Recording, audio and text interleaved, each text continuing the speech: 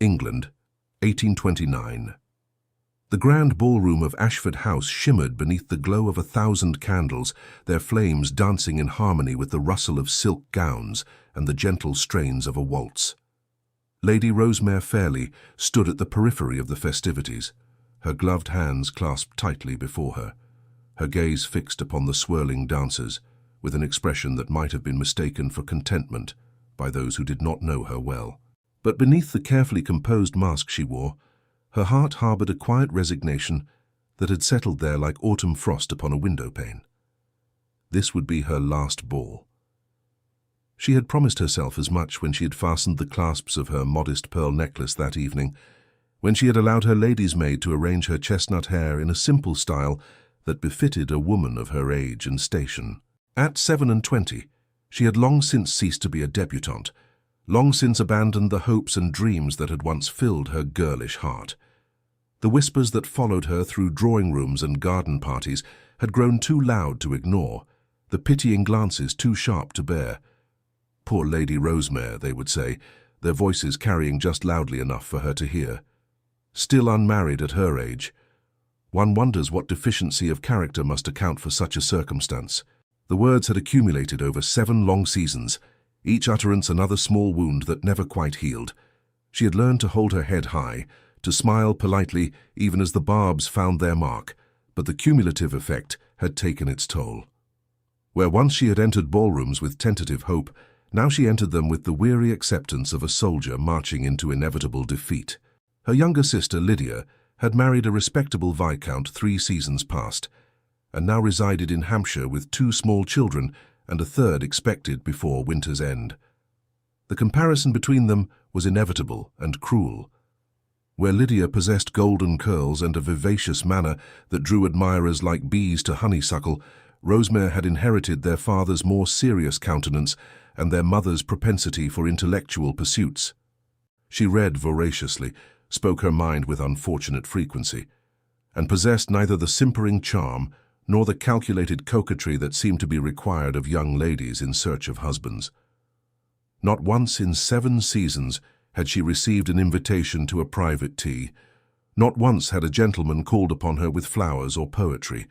The slights had accumulated like stones in her pockets, weighing her down until she could scarcely remember what it felt like to hope. She had watched as girls younger than herself, girls with half her intelligence and accomplishments, were courted and married with seemingly effortless grace. She had stood as bridesmaid at countless weddings, smiling until her cheeks ached while her heart slowly turned to lead. And so she had retreated into her books, into the pages of novels where heroines with independent spirits were rewarded with passionate devotion, where love arrived unexpectedly and transformed everything it touched. In those fictional worlds, women like her, women who thought too much and felt too deeply, were not objects of ridicule, but of admiration. She knew it was foolish to seek solace in such fantasies, yet she could not help herself. The books were her companions when loneliness threatened to overwhelm her, her escape when the weight of societal judgment grew too heavy to bear.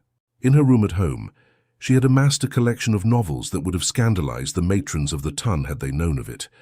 She read by candlelight long into the night, losing herself in tales of star-crossed lovers and passionate declarations. She wept over tragic endings and rejoiced at happy ones, living vicariously through characters who experienced the romance that had been denied to her in reality. Her favorite heroines were those who defied convention, who spoke their minds and refused to be diminished by society's narrow expectations. In them, she saw reflections of herself, or at least of the woman she might have been in a more forgiving world. Tonight, she told herself, she would observe the pageantry one final time. She would commit to memory the glittering spectacle of the ton at its most magnificent, and then she would withdraw from society altogether. Her mother would protest, of course, but Rosemary had already prepared her arguments. She would devote herself to charitable works, to the management of the household, to the care of her aging parents. It would be a quiet life, perhaps, but it would be hers, free from the humiliation of being perpetually overlooked. She was so lost in these melancholy reflections that she did not immediately notice when the murmur of conversation in the ballroom shifted, when heads began to turn toward the entrance with expressions of surprise and interest. It was only when her friend, Miss Prudence Ashworth, appeared at her elbow with flushed cheeks and bright eyes that Rosemary emerged from her reverie. "Rosemary, you shall never guess who has just arrived," Prudence whispered urgently, her fan fluttering with agitation. "The Duke of Thornbury himself, can you imagine? Everyone thought he would remain in Yorkshire for the entire season, yet here he is, and looking quite formidable, I must say." Rosemary followed her friend's gaze to where a tall figure stood near the entrance, surveying the assembly with an air of cool detachment. Even from a distance, the Duke of Thornbury commanded attention. He was a man of perhaps 35, with dark hair that fell in waves across his forehead, and features that were aristocratic in their severity. His evening clothes were impeccably tailored, his bearing that of a man accustomed to deference and respect. There was something in the set of his shoulders, in the way he held himself apart from the crowd, that suggested a soul as solitary as her own. "I wonder what brings him to London," Prudence continued, her voice alive with speculation. "They say he has not attended a ball in 3 years, not since his wife passed. Poor man, to lose her so young, and in childbed no less. One can hardly imagine the grief he must have endured." Rosemary felt a pang of sympathy for the Duke, even as she told herself it was absurd to feel anything for a man she had never met, a man who moved in circles far above her own. The Duke of Thornbury was one of the wealthiest and most powerful men in England, possessed of vast estates and considerable political influence. He would have no reason to notice someone like her, no cause to acknowledge her existence. And yet, as if drawn by some invisible thread, the Duke's gaze swept across the ballroom and came to rest upon her. For a moment that seemed to stretch into eternity, their eyes met, and Rosemary felt a shock of recognition that defied all logic. It was as though he saw past the plain gown and the unfashionable hairstyle, past the armor of resignation she had so carefully constructed, to something essential and true that lay beneath. The intensity of his gaze left her breathless. She had been looked at before, of course, with pity, with disdain, with casual dismissal, but never like this. Never with such focused attention, as though she were the only person in the crowded ballroom worthy of notice. Her heart began to beat an erratic rhythm against her ribs, and she felt heat rise to her cheeks, despite her best efforts at composure. Then the moment passed. The Duke inclined his head in the barest suggestion of acknowledgement, before turning to greet his host, and Rosemary was left wondering if she had imagined the entire exchange. Perhaps it had been merely a trick of the candlelight, a projection of her own desperate longing onto an indifferent stranger. "Did you see that?" Prudence breathed, her eyes wide with astonishment. "He looked directly at you, Rosemary, I swear it upon my honor. And not just a passing glance, he truly looked at you, as though committing your face to memory." "You are mistaken," Rosemary replied firmly, though her heart had begun to beat with an unfamiliar rhythm. "The Duke was merely scanning the room. There is no reason he should take particular notice of me."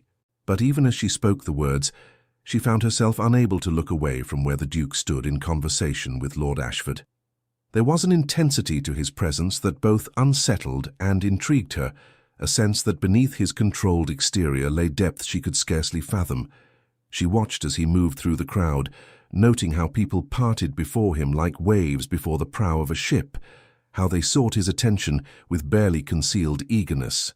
He was courteous to all, yet distant, as though some part of him remained forever separate from the glittering world around him. The evening proceeded much as all such evenings did. Rosemary declined several invitations to dance from elderly widowers and younger sons, seeking to ingratiate themselves with her father, preferring to remain in her position of observation. She watched as debutantes giggled and flirted, as matrons gossiped behind their fans, as the complex social machinery of the ton turned with its usual precision. She catalogued each familiar face, each predictable interaction, telling herself that she would not miss any of it. Near the refreshment table, she overheard a group of young ladies discussing the Duke in hushed, excited tones. "He is even more handsome than I remembered," one of them sighed. "And so tragically romantic, mourning his wife all these years. Do you suppose he might be ready to marry again?" "My mother says he must," another replied. "He needs an heir after all." But who could possibly compare to the late Duchess? They say she was a paragon of virtue and beauty, accomplished in every art. I cannot imagine any of us measuring up to such a standard." Rosemary turned away from the conversation, feeling the familiar ache of inadequacy settle over her like a shroud. If the Duke were indeed seeking a new wife, he would have his choice of the season's most accomplished debutantes. Beautiful, young, perfectly trained in all the feminine arts, they would line up for the privilege of becoming his Duchess. What use would he have for a 27-year-old spinster whose chief accomplishments were reading Greek philosophy and expressing opinions that made her elders uncomfortable? It was nearly midnight when she decided to seek refuge in the library, a room she knew Lord Ashford kept well stocked for guests who shared her bookish inclinations. She slipped away from the ballroom unnoticed, grateful for the relative quiet of the corridor beyond. The sounds of music and laughter faded as she walked, replaced by the gentle tick of a long-case clock and the whisper of her skirts against the marble floor. The library, when she reached it, was blessedly empty, lit only by the glow of a dying fire in the hearth. She moved toward the shelves with a sense of homecoming, running her fingers along the leather spines until she found a volume of poetry that she had read before and loved. Lord Byron, whose scandalous personal life had made him both celebrated and reviled, but whose words spoke to something wild and unfettered in her own soul. She had just settled into a chair by the fire, the book open in her lap, when the door opened behind her. Expecting to see a servant or perhaps another refugee from the festivities, she looked up with a polite smile that froze upon her lips when she saw who stood in the doorway. The Duke of Thornbury regarded her with an expression she could not decipher, his dark eyes thoughtful in the firelight. For a long moment, neither of them spoke. The silence stretched between them, heavy with unspoken questions and possibilities. Rosemary's mind raced, searching for something appropriate to say, some explanation for her presence in what was, after all, a private room far from the supervised safety of the ballroom. Then, with a grace that belied his considerable height, the Duke stepped into the room and closed the door behind him. The click of the latch seemed unnaturally loud in the quiet space, and Rosemary felt her breath catch in her throat. This was improper, scandalously so. If they were discovered alone together, her reputation, such as it was, would be utterly destroyed. "Forgive me," the Duke said, his voice a rich baritone that seemed to resonate in her very bones. "I did not mean to intrude upon your solitude. I came in search of escape, and found instead what I did not know I was seeking."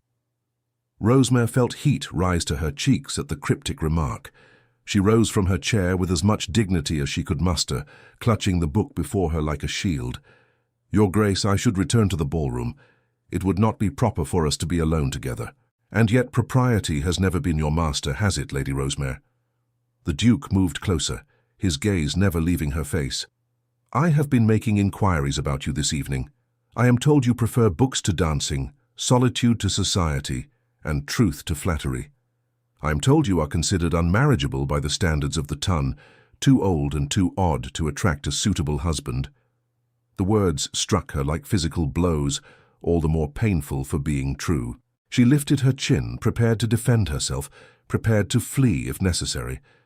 But the Duke continued before she could speak. "I am also told," he said quietly, moving another step closer, "that you possess one of the finest minds of your generation, that you read Latin and Greek with fluency, that you engage in correspondence with scholars at Cambridge on matters of philosophy and natural science. I am told that you volunteer at hospitals and orphanages, that you are generous to your father's tenants, that children and animals trust you instinctively. In short, Lady Rosemary, I am told that you are everything the world claims to value and yet consistently fails to recognize." Rosemary stared at him, unable to formulate a response. The Duke's praise seemed so incongruous with everything she had come to believe about herself that she could not accept it as genuine. Surely this was some elaborate jest, some cruel game designed to humiliate her further. And yet there was no mockery in his expression, no hint of insincerity in his steady gaze. "Why do you say such things?" she managed at last, her voice barely above a whisper. "We have never been introduced. You know nothing of me beyond idle gossip." "On the contrary," the Duke replied, "I know a great deal about you. I have known of your existence for some time, though we have not met formally. My late wife spoke of you with great admiration. You corresponded with her on matters of literature during the year before her death. She considered you a kindred spirit." The revelation left Rosemary momentarily breathless. She had to steady herself against the back of the chair, her legs suddenly unsteady beneath her. She remembered the correspondence well, the exchange of letters with a woman she had known only as C.H., and who had shared her passion for poetry and philosophy. Those letters had been a beacon of light during one of the darkest periods of her life, when the weight of social rejection had threatened to crush her entirely. She had poured her heart into those missives, expressing thoughts and feelings she could share with no one else, secure in the anonymity of the exchange. "I did not know," she whispered, her voice thick with emotion. She never revealed her identity, and I never thought to ask. Her insights were so profound, her understanding so deep. I treasured every letter. When they ceased coming, She trailed off, unable to continue. "When they ceased coming, you mourned," the Duke finished softly. "As did I. Caroline spoke of you often in those final weeks. She said that your letters brought her more comfort than any medicine, that your words reminded her there was beauty and truth in the world, even as her own world was ending. Before she died, when the pain grew too great for her to write, she would have your letters read to her. They eased her suffering in ways I could not." Tears spilled down Rosemary's cheeks before she could stop them. She had wept for her anonymous correspondent when the letters stopped, had felt the loss keenly even though she had never known the woman's true identity. To learn now that she had been a duchess, that she had brought comfort to someone in their final days, was almost more than she could bear. "Before she passed," the Duke continued, his own voice rough with emotion, "she extracted a promise from me. She made me swear that I would find you, that I would seek to know you as she had come to know you through your words. She said—" He paused, seeming to gather himself. "She said that you would understand me in ways no one else could, that you would see past the title and the fortune to the man beneath. She believed we were alike, you and I, two souls who felt too deeply in a world that prized shallow charm above genuine feeling. And is that why you are here?" Rosemary asked, her voice trembling. "To fulfill a dying woman's wish?" "I am here," the Duke said, closing the remaining distance between them, "because I read your letters myself after Caroline's death. I read them seeking to understand what had brought her such joy, and I found in them a voice that spoke to something long dormant in my own soul. Your words were like water to a man dying of thirst, Lady Rosemary. They reminded me that there were still people in the world capable of genuine thought and feeling, that not everyone had been reduced to automatons playing out society's prescribed roles." He reached out slowly, giving her time to move away if she wished, and gently wiped the tears from her cheeks with his handkerchief. The gesture was so tender, so unexpected, that it nearly undid her completely. "I am here," he continued, "because for 3 years I have thought of you. I have imagined what it would be like to speak with you face to face, to engage in the kind of conversation that feeds the soul rather than merely filling the silence. I am here because I wish to know if the woman who wrote those letters is as remarkable as her words suggest." The declaration hung in the air between them, impossible and terrifying in its implications. Rosemary wanted to flee, to dismiss his words as the product of grief-induced fancy, but something in the Duke's steady gaze held her rooted to the spot. She saw vulnerability there, beneath the aristocratic bearing and formal manner. She saw loneliness that matched her own, a hunger for connection that had gone long unfed. "You cannot mean this," she said desperately, even as hope began to unfurl in her chest like the first green shoots of spring. "You are a duke. You could have your pick of any young lady in England. Why would you fix your interest upon me?" "Because I am weary of simpering girls who can speak only of fashion and gossip," the Duke replied with startling vehemence. "Because I am tired of empty conversation and meaningless pleasantries. Because I want a wife who can challenge me intellectually, who can be a true partner in all things, not merely an ornament to grace my dinner table. Because, Lady Rosemary, I believe you might be that woman, if you can find it in yourself to trust me." Before she could respond, before she could even begin to process what he was saying, a loud voice echoed from the hallway beyond. "Rosemary, are you in there? Your mother is looking for you." The spell was broken. The Duke stepped back immediately, his expression once more assuming the cool detachment she had observed earlier. But his eyes remained warm, and there was a promise in them that made her heart race. "We shall continue this conversation another time," he said. "With your permission, I should like to call upon you tomorrow afternoon. Will you receive me?"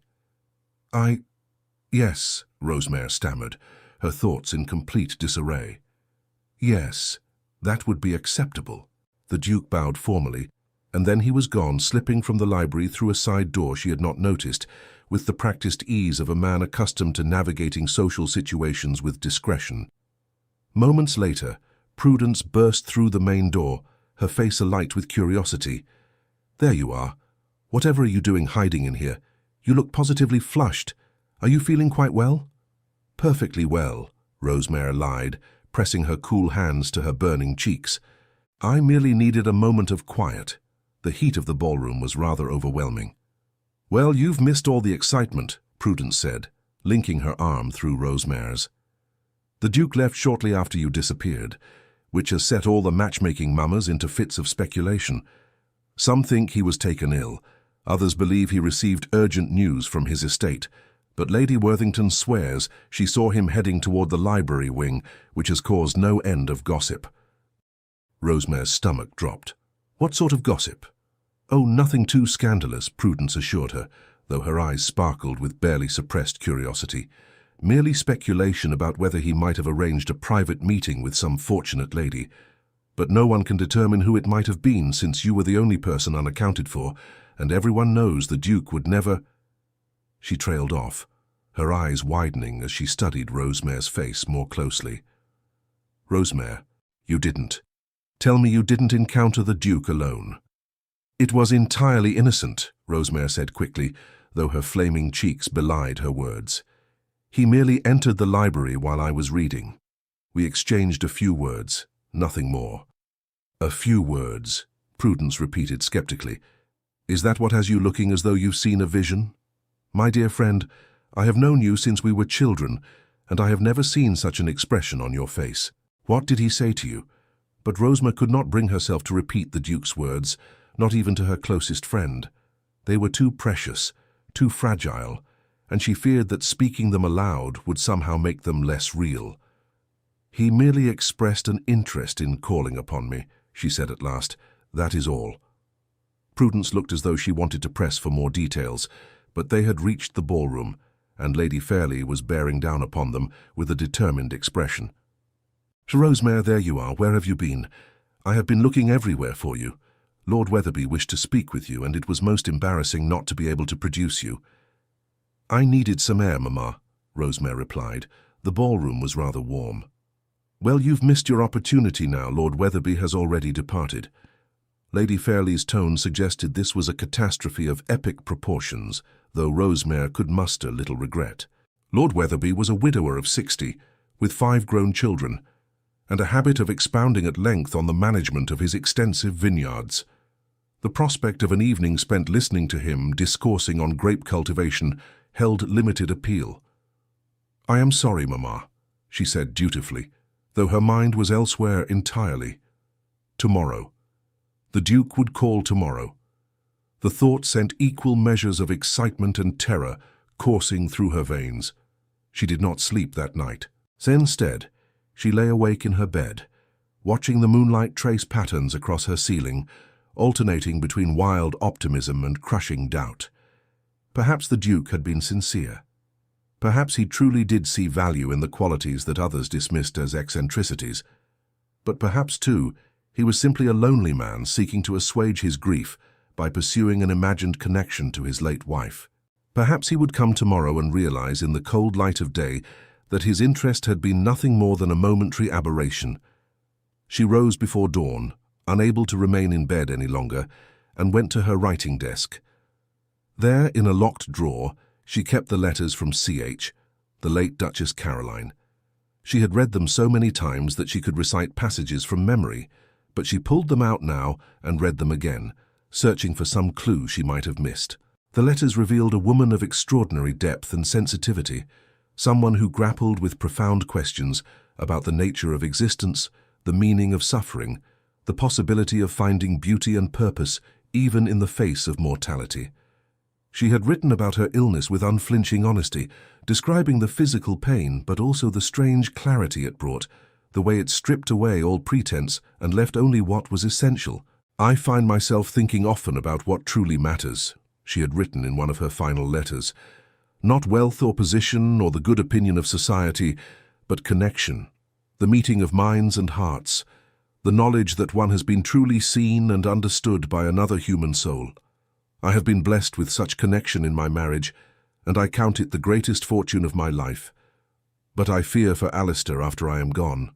He is not a man who reveals himself easily, and I worry he will retreat into solitude rather than risk the vulnerability that true intimacy requires. If you knew him, my dear friend, I believe you would understand him as few others can. You share his depth of feeling, his hunger for meaning in a shallow world. I wish I could bring the two of you together, though I know such a thing is impossible. Still, I shall die hoping that somehow, someday, he might find in another what he found in me." Rosemary set down the letter with shaking hands. Caroline had known. Somehow, even before her death, she had known that Alistair would seek out Rosemary, that she would leave instructions for him to do so. It was almost as though she had been matchmaking from beyond the grave, orchestrating a connection between two lonely souls who might otherwise never have met. The thought should have been unsettling, but instead Rosemary found it strangely comforting. Caroline had loved her husband deeply, and her final act of love had been to ensure his future happiness. There was something beautiful in that, something that spoke to a generosity of spirit that Rosemary could only hope to emulate. By morning, she had convinced herself alternately that the entire encounter had been a dream, that the Duke would not call as promised, and that she would return to her quiet existence unchanged. But at precisely 3 o'clock that afternoon, the butler announced that His Grace, the Duke of Thornbury, had arrived and requested an audience with Lady Rosemary. Her mother, Lady Fairley, nearly dropped her teacup in shock. "The Duke of Thornbury, here. Whatever can he want? Rosemary, did you speak to him at the ball last evening?" "Briefly," Rosemary admitted, smoothing her skirts with trembling hands. "He mentioned that his late wife and I had corresponded. I believe he merely wishes to discuss her memory." It was a plausible explanation, and her mother accepted it without question, though she insisted on being present for the visit, as propriety demanded. She also insisted on sending a maid to ensure Rosemary's appearance was beyond reproach, fussing over every detail of her dress and hair, until Rosemary wanted to scream with frustration. When the Duke was finally shown into the drawing-room, he greeted Lady Fairley with impeccable courtesy, before turning his attention to Rosemary. The intensity of his gaze was the same as it had been the previous night, and she felt her pulse quicken in response. "Lady Rosemary," he said, his voice formal but his eyes warm, "I trust you are well this afternoon?" "Very well, Your Grace," she replied, conscious of her mother's keen gaze upon them both. "And you?" "All the better for seeing you again," he said, and though the words were perfectly proper, there was an undertone to them that made her mother's eyebrows rise slightly. The visit proceeded with all the correctness that society required.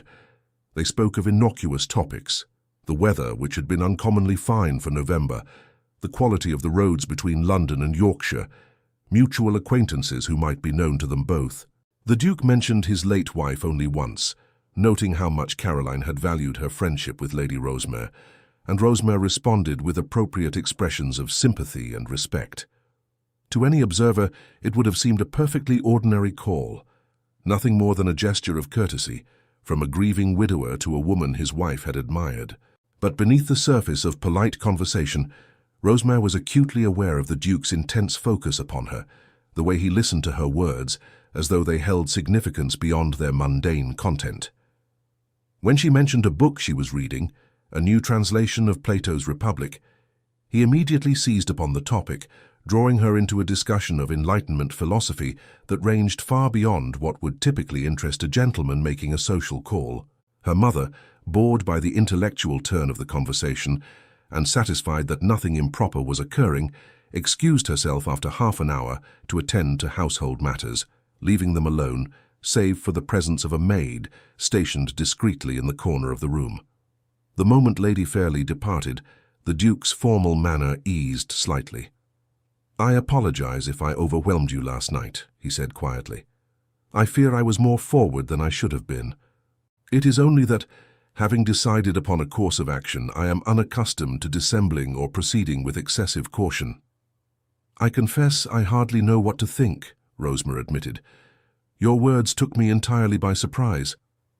I am not the sort of woman who typically attracts the attention of gentlemen, much less a duke." "Then perhaps," the Duke suggested, leaning forward slightly, "you have simply not encountered the right gentleman, one who values substance over superficiality, depth over decoration."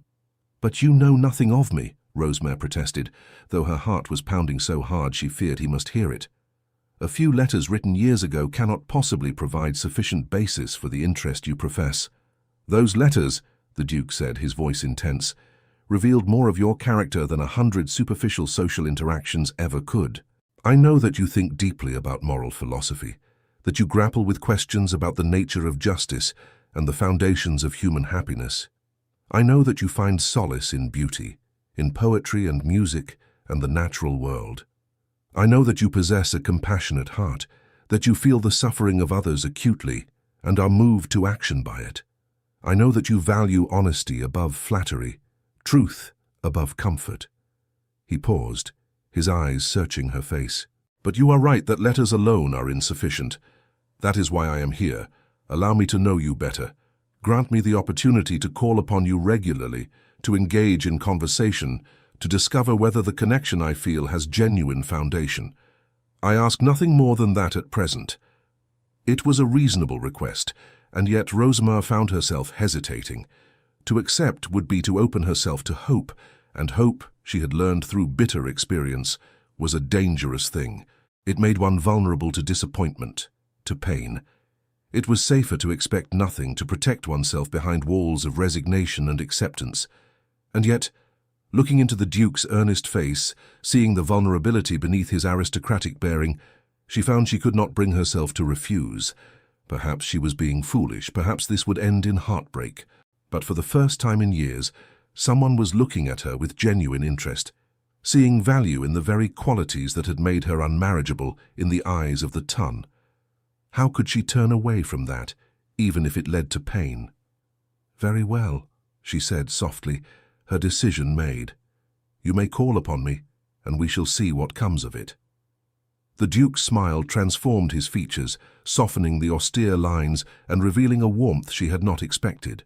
For a moment she glimpsed the man beneath the title, the lonely soul who had spent 3 years in mourning, and was now cautiously emerging into the light once more.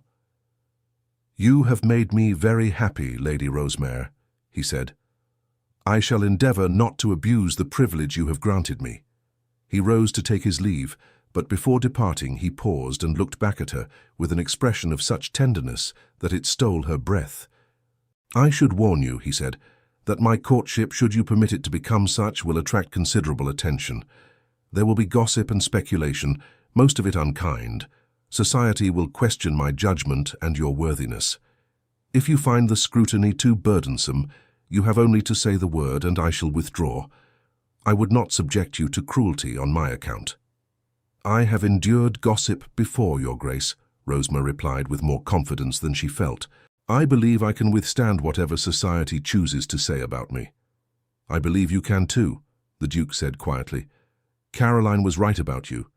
You are far stronger than you know." Over the following weeks, the Duke proved true to his word.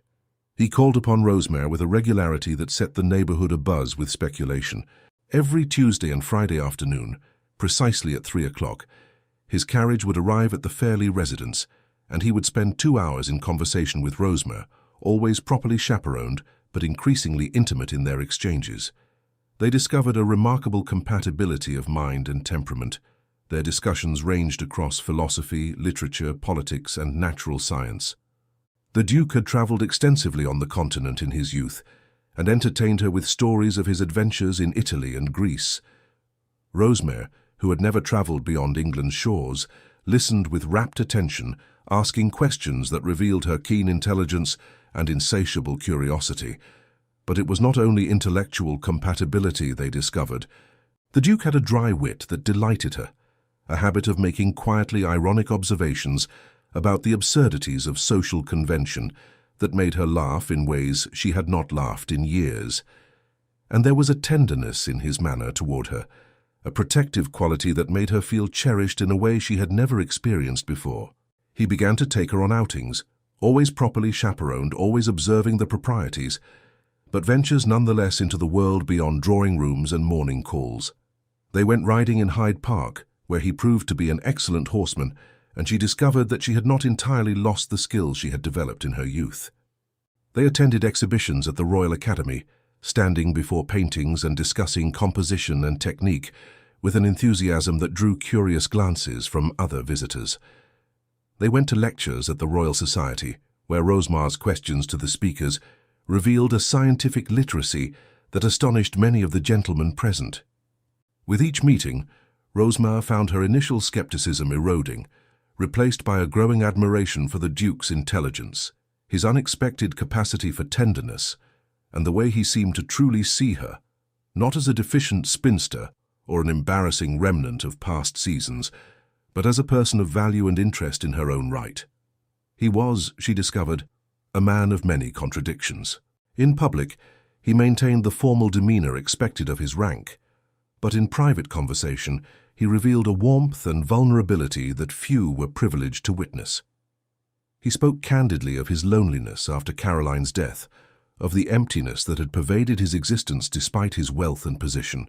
He confessed that he had thrown himself into the management of his estates and his duties in Parliament as a means of avoiding the painful silence of his own thoughts.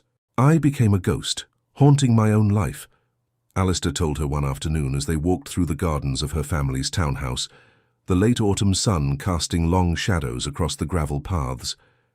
"I performed all the functions expected of me with mechanical precision, but there was no joy in any of it, no sense of purpose beyond mere survival. And then I read your letters, and something awakened in me that I had thought dead and buried with Caroline." Rosmer felt tears prick at her eyes at the raw honesty in his voice. "I understand that feeling more than you might imagine, Your Grace.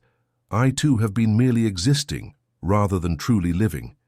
Each season that passed took a little more of my spirit until I feared there would be nothing left but an empty shell going through the motions of propriety." He stopped walking and turned to face her, taking her hand in his with a gentleness that made her heart ache. "Then let us promise each other that we shall not merely exist any longer.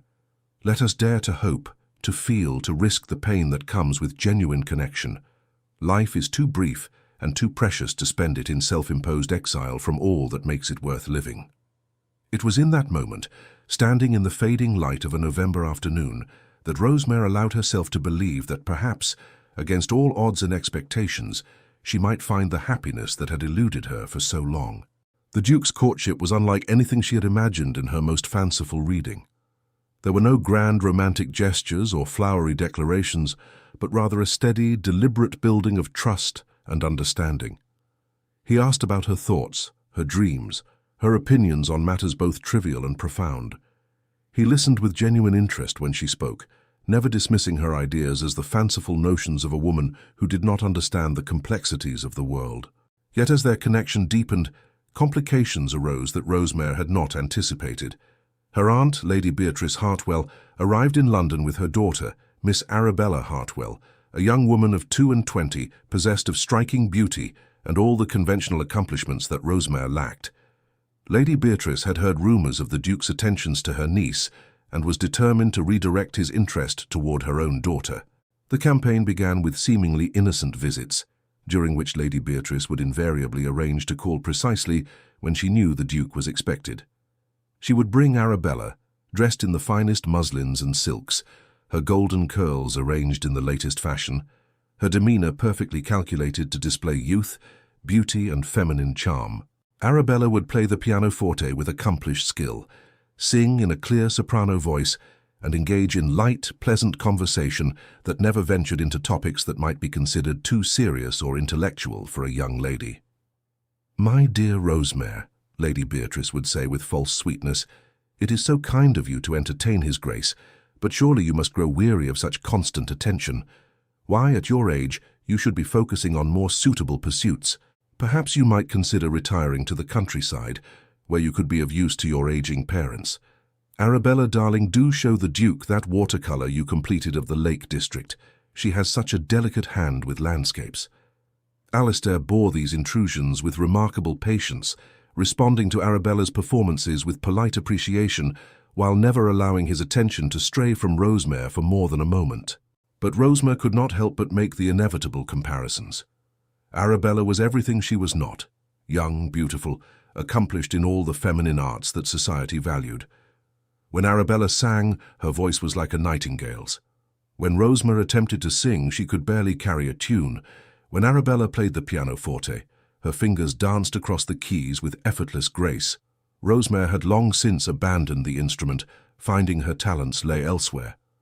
When Arabella conversed, she was charming and agreeable, never expressing an opinion that might challenge or disturb. Rosemary had never mastered the art of saying nothing with pleasant words.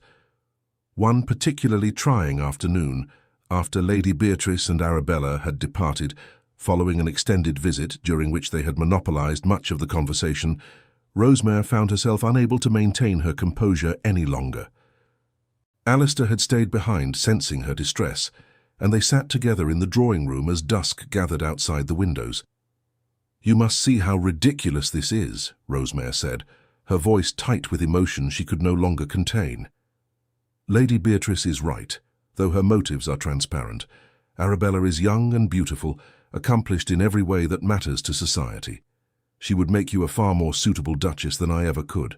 She could grace your ballrooms and entertain your guests with charm and elegance.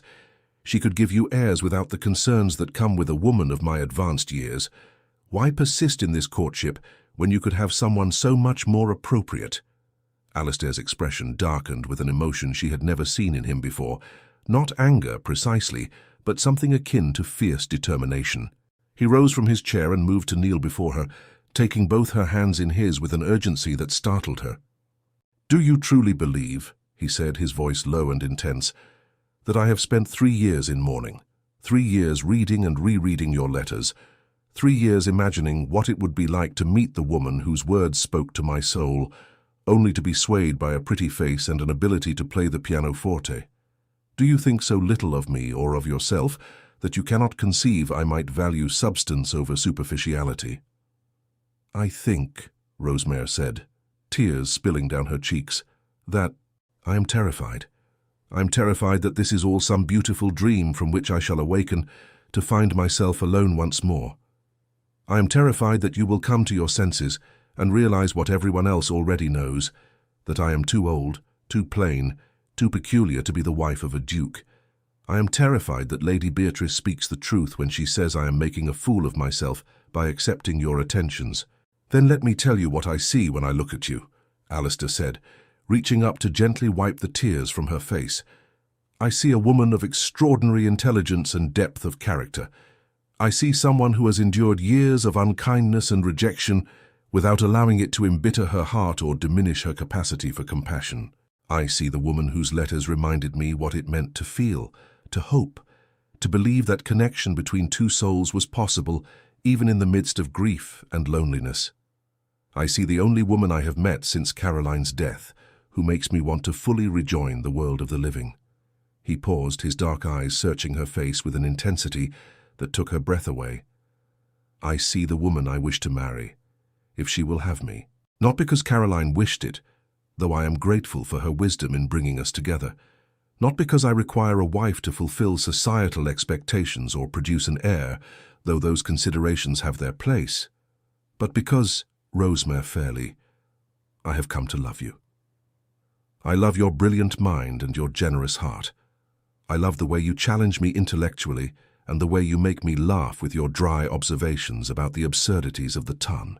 I love your courage in remaining true to yourself, despite years of pressure to conform. I love you, and I wish to spend the remainder of my days proving to you that you are worthy of all the love and devotion I have to offer." The declaration hung in the air between them, more precious than any jewel, more binding than any vow.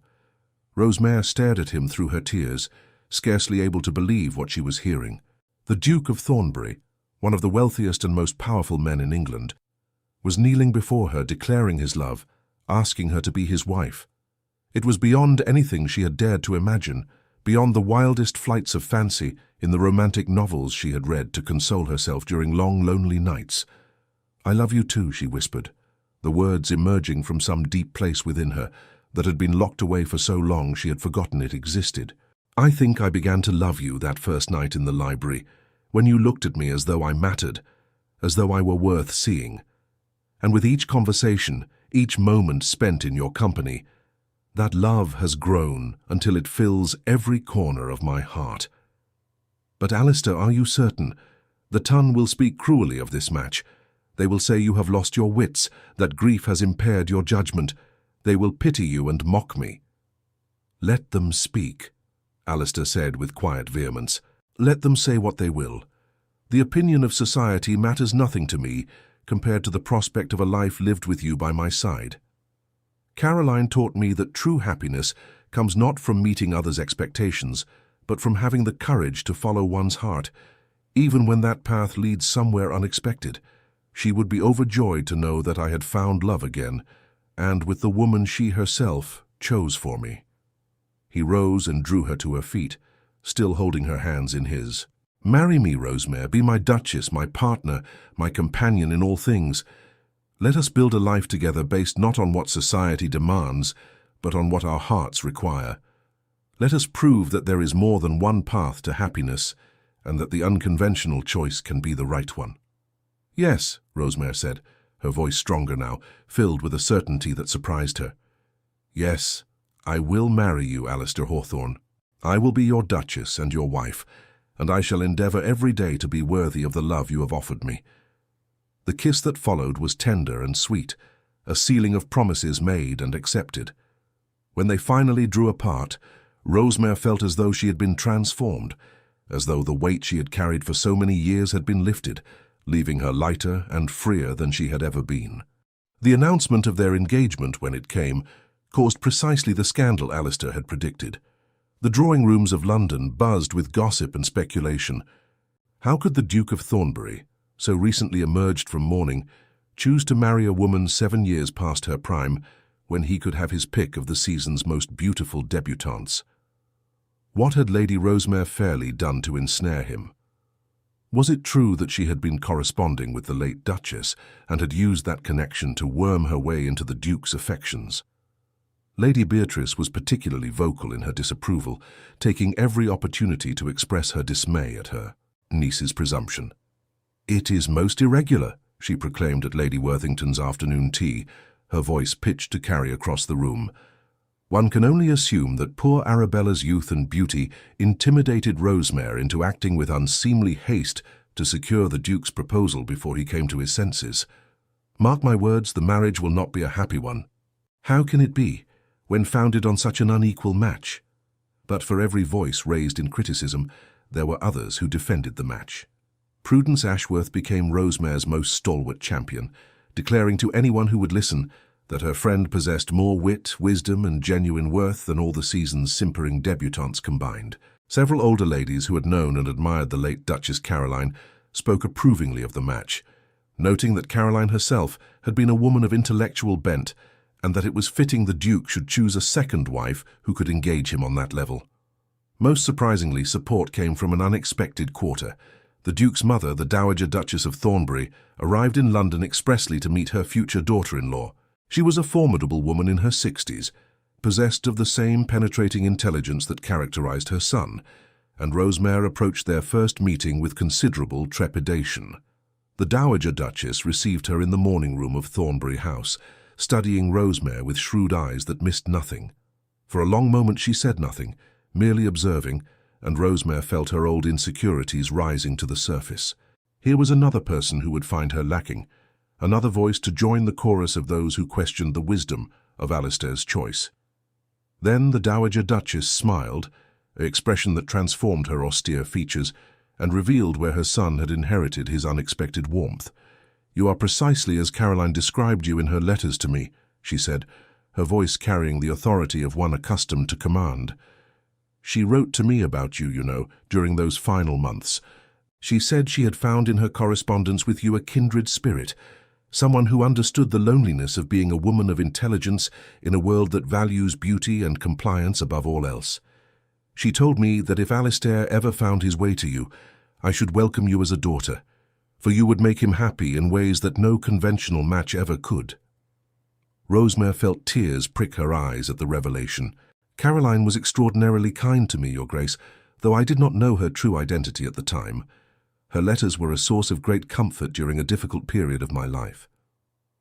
And yours were a comfort to her in her final days, the Dowager Duchess replied. That alone would be sufficient reason for me to welcome you into this family. But I have observed my son these past weeks, and I have seen a change in him that I had despaired of ever witnessing. He is alive again, truly alive, in a way he has not been since Caroline's death. That is your doing, Lady Rosemary, and for that I am more grateful than I can express. She rose and came to take Rosemary's hands in hers, her grip firm and warm. You will face challenges in your new role. There will be those who question your suitability, who watch for any sign of weakness or inadequacy.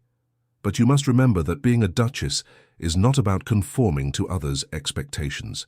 It is about using your position to do good, to make a difference in the world, to be true to yourself while honoring the responsibilities that come with rank and privilege. I believe you have the strength and character to meet those challenges, and I promise you that you will have my full support. The Dowager Duchess's approval silenced many of the harshest critics, and gradually the tenor of the gossip began to shift. Instead of focusing on what made the match unsuitable, society began to speculate about the romance of it all. The grieving widower finding love again, the overlooked spinster discovering happiness at last. It became a story that appealed to romantic sensibilities, particularly after it became known that the late Duchess herself had fostered the connection between Rosemary and Alistair. The wedding took place on a cold December morning at the Duke's estate in Yorkshire. Rosemary had insisted on a private ceremony, attended only by immediate family and closest friends. She had endured enough public scrutiny during the engagement and wished for their actual wedding to be an intimate affair, focused on the promises they were making to each other rather than on spectacle and display. She wore a gown of ivory silk, simply cut but exquisitely made, with Brussels lace at the sleeves and neckline. Her mother had tried to convince her to wear something more elaborate, something that would make a grand statement, but Rosemary had remained firm. This was to be a celebration of genuine feeling, not a theatrical performance for society's entertainment. As she walked down the aisle of the small chapel on her father's estate, toward where Alistair waited at the altar, Rosemary felt a sense of rightness settle over her, like a benediction.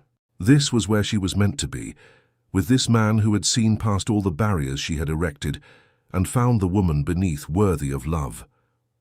When Alistair took her hand and spoke his vows, his voice was steady and sure, his eyes holding hers with an intensity that left no room for doubt. I, Alistair Charles Hawthorne, take thee, Rosemary Elizabeth Fairley, to be my wedded wife, to have and to hold from this day forward, for better, for worse, for richer, for poorer, in sickness and in health, to love and to cherish, till death us do part. And when it was her turn, Rosemary spoke her own vows with a confidence she had never possessed before, her voice clear and unwavering.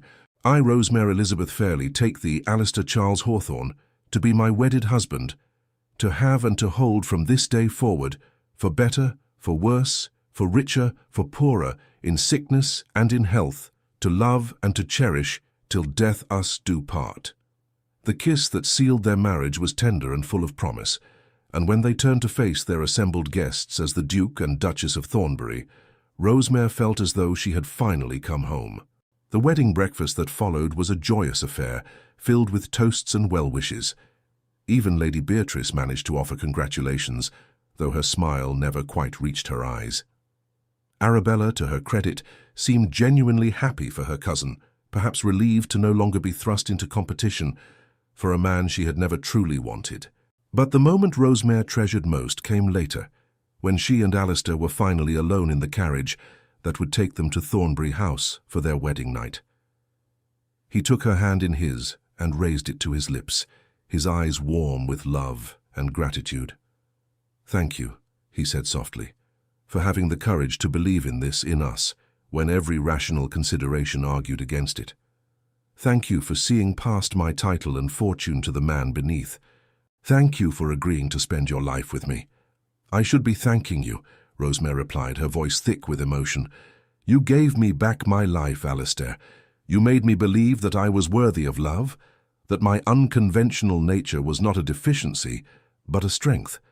You saw value in qualities that society dismissed, and in doing so, you transformed everything. Then let us agree to be grateful to each other, Alistair said with a smile, and to Caroline, whose love was generous enough to extend beyond her own life. She brought us together, but what we have built is ours alone. The months that followed their marriage were among the happiest of Rosemary's life. Alistair proved to be everything she had hoped for in a husband and more.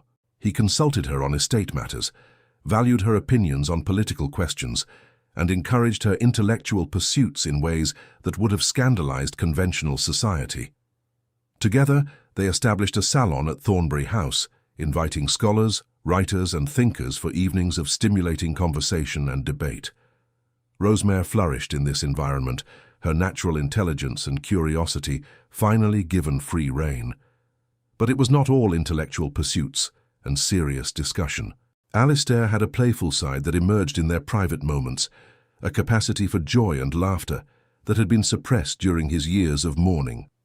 He would surprise her with small gifts, a rare book he had found, a particularly beautiful flower from the greenhouse, a silly caricature he had sketched of some pompous member of the ton.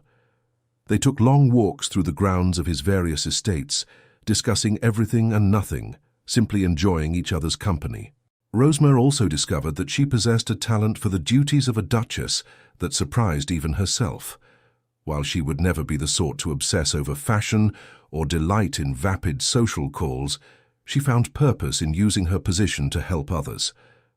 She became actively involved in charitable work, particularly in education for poor children and support for women in difficult circumstances. The Dowager Duchess became her mentor and friend, teaching her how to navigate the complexities of aristocratic society while remaining true to her own values.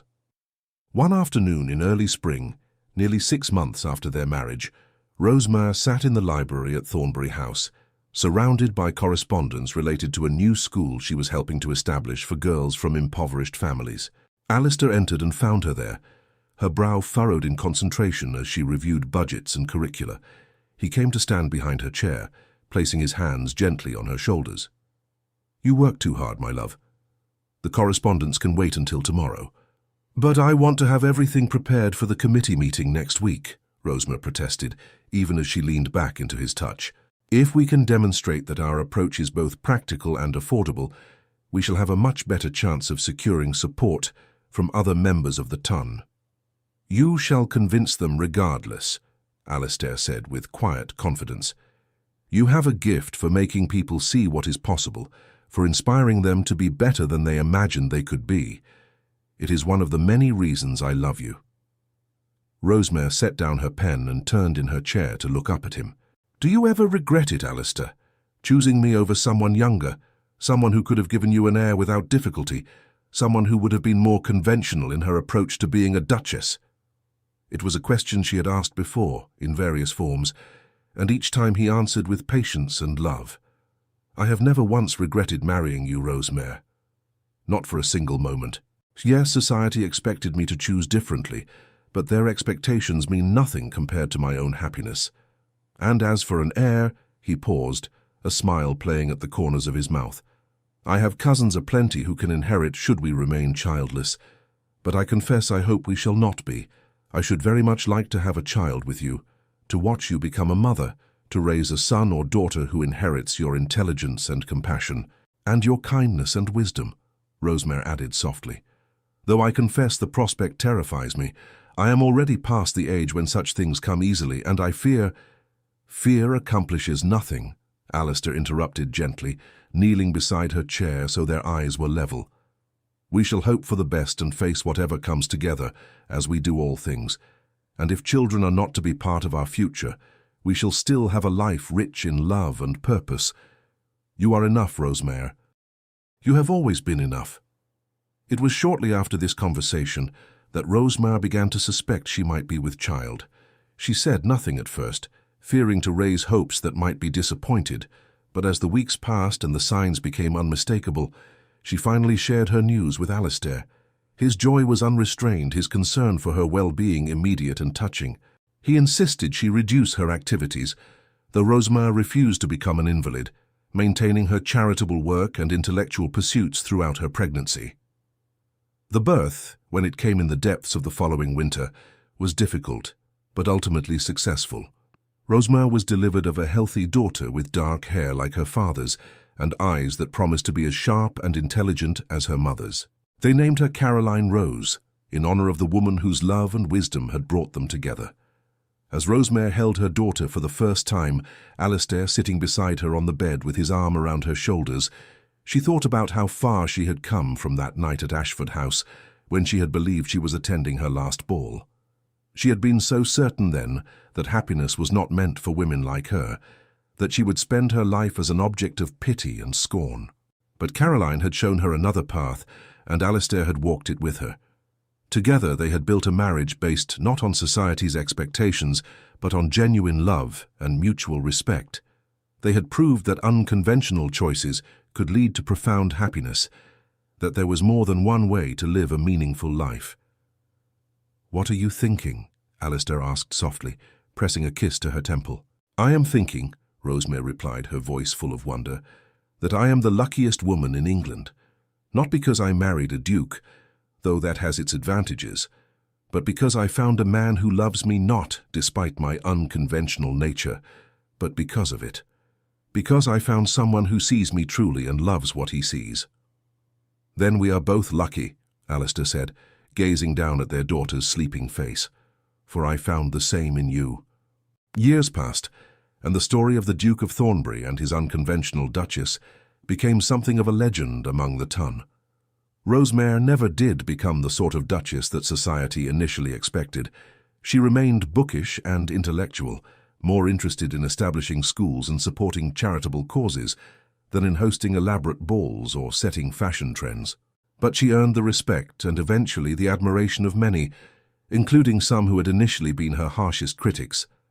Lady Beatrice eventually made peace with the match, particularly after her daughter Arabella married a wealthy merchant's son and discovered that love mattered more than title. Prudence Ashworth remained Rosemary's closest friend, delighting in her role as godmother to young Caroline Rose, and later to the son who followed 2 years after, a boy they named William Charles. The Dowager Duchess lived to see both her grandchildren born, pronouncing them perfect in every way, and declaring that Caroline had known exactly what she was doing when she brought Rosemary and Alistair together. She passed peacefully in her sleep when William was still an infant, secure in the knowledge that her son had found happiness again and that the Thornbury line would continue. As for Rosemary and Alistair, their love only deepened with the passage of years. They remained each other's closest companions, best friends as well as lovers, partners in all things. They continued their salon, now famous throughout intellectual circles in London and beyond. They travelled together to the continent, finally allowing Rosemary to see the places she had only read about in books. They raised their children with love and wisdom, teaching them that true worth came not from title or wealth, but from character and compassion. On their 10th wedding anniversary, Alistair surprised Rosemary with a gift, a bound collection of all the letters she had exchanged with Caroline, carefully preserved and annotated. On the first page he had written an inscription in his own hand. "To my beloved Rosemary, these letters brought us together, but it is who you are, brilliant, compassionate, courageous, and true, that keeps me by your side. With all my love, always Alistair." Rosemary wept as she read those words, remembering the lonely, resigned woman she had been that night at Ashford House, the woman who had believed happiness was not meant for her. She thought of Caroline, whose generosity of spirit had reached beyond death to create this beautiful life. And she thought of all the young women who might still be where she had once been, believing themselves unworthy of love because they did not fit society's narrow definition of acceptability. "We should tell our story," she said to Alistair that evening, as they sat together in the library where they had first truly spoken. "Not for our own sake, but for others who might need to hear that there are many paths to happiness, that being different is not the same as being deficient. "Then we shall tell it," Alistair agreed, taking her hand in his. "Though I suspect many will not believe it. They will think it too improbable, too much like a romantic novel." "Let them think what they will," Rosemary replied with a smile. "Those who need to hear it will understand. Those who are alone and afraid, who have been told they are too old or too odd or too intellectual to be loved, they will know that happiness is possible even when it seems impossible. That sometimes the unconventional choice is the right one. That true love sees not what society values but what truly matters." And so they did tell their story, not through any formal publication, but through the lives they lived, through the example they set, through the many people they helped and inspired. The Duke and Duchess of Thornbury became known not just for their title and wealth, but for their genuine partnership, their intellectual pursuits, their charitable works, and their obvious love for one another. Young women who felt out of place in society's ballrooms would hear of Lady Rosemary and take courage. Men who had lost their wives would think of the Duke and dare to hope for love again. And gradually, slowly, the notion began to take hold that there might be more than one way to find happiness, more than one path to a fulfilling life.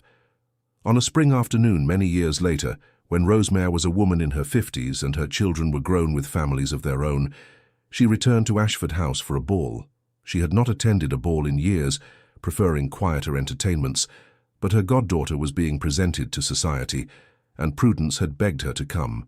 As she stood once more at the periphery of the ballroom, watching the dancers swirl past in their elaborate gowns, she was approached by a young woman, perhaps 25 or 26, with an earnest expression and intelligent eyes. "Your Grace," the young woman said, curtsying nervously, "forgive my presumption, but I felt I must speak with you. I am Miss Elizabeth Pemberton, and I have heard your story.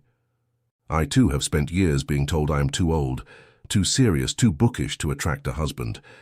I have nearly resigned myself to spinsterhood as you once did, but your example has given me hope that perhaps there is still a chance for happiness, even for those of us who do not fit the expected mold."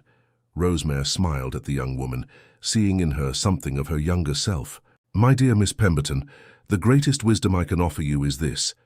Do not wait for someone else to validate your worth. You are valuable precisely as you are, with all your intelligence and seriousness and love of books. The right person will recognize that, as my husband recognized it in me. And if that person never comes, you can still build a meaningful life filled with purpose and joy. But never ever accept the judgment of those who cannot see your worth. Their blindness says nothing about you and everything about their own limitations." "Thank you, Your Grace," Miss Pemberton said, tears shining in her eyes. "You cannot know how much I needed to hear that." "Oh, but I can," Rosemary replied gently, "for I too once needed to hear it and no one was there to say it. That is why I say it now to you and to any other young woman who needs reminding that she is enough, exactly as she is." As Miss Pemberton moved away, Alistair appeared at Rosemary's side, as he had so many times over the years. He was older now, silver threading through his dark hair, but his eyes still held the same warmth and intelligence that had first captured her heart. "Still inspiring young women, I see," he said with a smile, offering her his arm. "You have done more good in this world than you realize, my love." "We have done it together," Rosemary corrected, taking his arm. "Everything worthwhile that I have accomplished has been with you by my side." "Then let us continue together," Alistair said, leading her toward the ballroom floor. "Dance with me, Duchess. Let us show them all that love endures, that happiness is possible, and that the unconventional choice can indeed be the right one." And as they moved together across the polished floor, surrounded by the glittering ton but seeing only each other, Rosemary thought once more of that young woman she had been, standing alone and resigned at the edge of the festivities, believing her story was over before it had truly begun. She thought of Caroline, whose letters had been a lifeline in dark times, and whose final act of love had been to bring two lonely souls together. And she thought of all the young women who might yet benefit from their example, who might find courage in their story, to believe that happiness was possible, even when it seemed impossibly far away. The music swelled, the candles flickered, and the Duke and Duchess of Thornbury danced on, their love a testament to the truth that the heart knows its own path, and that sometimes the greatest happiness comes from following that path, regardless of what society might say. In the end, theirs was not just a love story, but a story of courage, of choosing authenticity over conformity, of finding value in what truly matters, rather than what society dictates should matter. It was a story that deserved to be told and retold, for as long as there were those who needed to hear that they too were worthy of love, that their differences were not deficiencies, and that happiness could be found in the most unexpected places. And so the story of Lady Rosemary Fairley and the Duke of Thornbury lived on, passed from generation to generation, a reminder that love sees with different eyes than society, and that sometimes the greatest romance begins not with a first glance across a crowded ballroom, but with letters exchanged between kindred spirits, with words that speak to the soul, and with the courage to believe that one is worthy of being loved exactly as one is. Oisi, thank you for staying with us until the end of this emotional journey. If this story touched your heart, we invite you to subscribe, like, comment, and share our channel. Your support inspires us to keep creating more stories of love, redemption, and breathtaking twists. Help us reach our first 2,000 subscribers, and together we'll continue sharing tales that warm the heart. At the end of this video, you'll see a suggestion for another of our historical stories. Click and let yourself be enchanted by another unforgettable tale. With all our gratitude, Echoes of Romance.